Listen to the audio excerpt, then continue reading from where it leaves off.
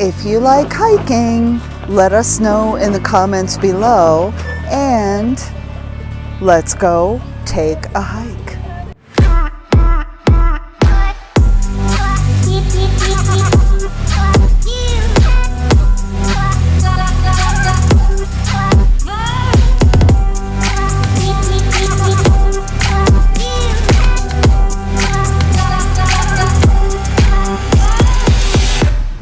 Hello friends, hola amigos. We are at La Peña, and we're going to take a hike. So when you arrive, this is the entrance area right here. It is 25 pesos to get in. And how much are the bathrooms? 6 pesos if you need to use the bathroom, okay? Before you go up, ladies, make sure you grab your toilet paper or that you have some with you. Otherwise, you are going to drip dry. All right, let's go. So there is also parking here, which is 50 pesos. And that is a bit of an improvement from the last time we were here because you could only park on the road, which is pretty narrow. When you get up to the first part of the stairs here, there is going to be an area to go to the left or to go straight up this way or this way. If you go to the left, you're going to head down the way to the cave. There is a cave that comes around, and you have to hike pretty high up, and it's nothing like these stairs here that gets up to the top of La Peña, which is a monolith. But on the other side there is a cave, but it's not as easy to get up there. So I consider that more of a moderate to difficult hike as compared to what we're about to do, which is more of an easy to moderate hike going up these stairs. It still is going to give you great exercise. So one thing that I love about coming to La Peña, in addition to the exercise that we got from hiking up to the top and wandering around throughout the rocks of the monolith, is that there are tons of photo ops all over the place, and you can just stop and take pictures anywhere you go. It's a lot of fun. So you're going to come to a second divide here. If you go to the left, great photo ops, and you'll go straight to continue to the top. So even though there are lots of steps here, they are made of stone and part of the monolith, so be careful as you're climbing up not to trip over some of these jagged stones that are hanging out in the pathway. So now we're going to come to another third left-hand turn that will take us a little onto an offshoot before we get to the top. And from here, we can see a gorgeous view of the lake. And I also love this part of the monolith. You can do some rock climbing here. We've never done it. I doubt we ever will, but it can be done right here.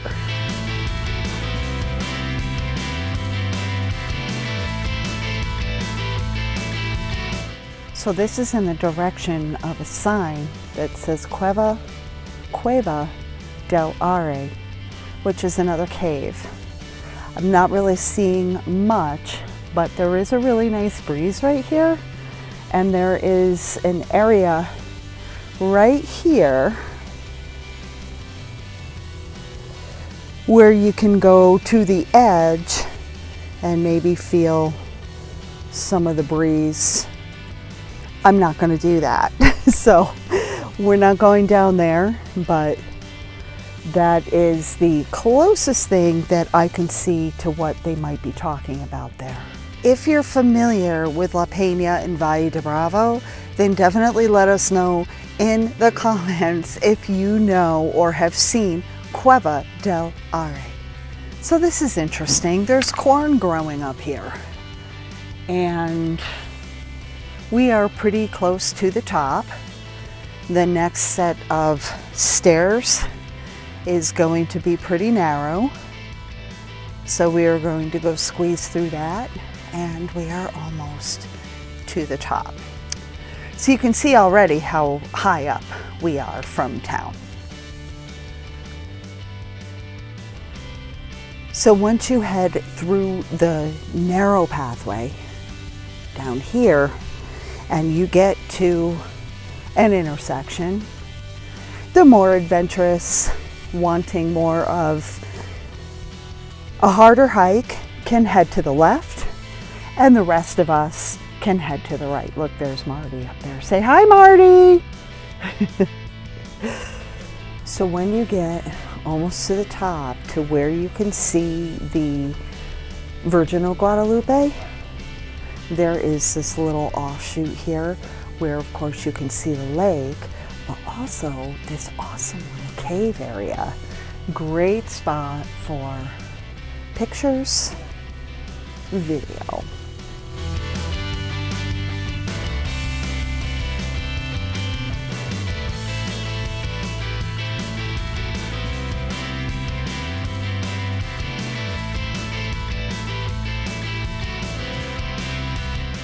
We made it!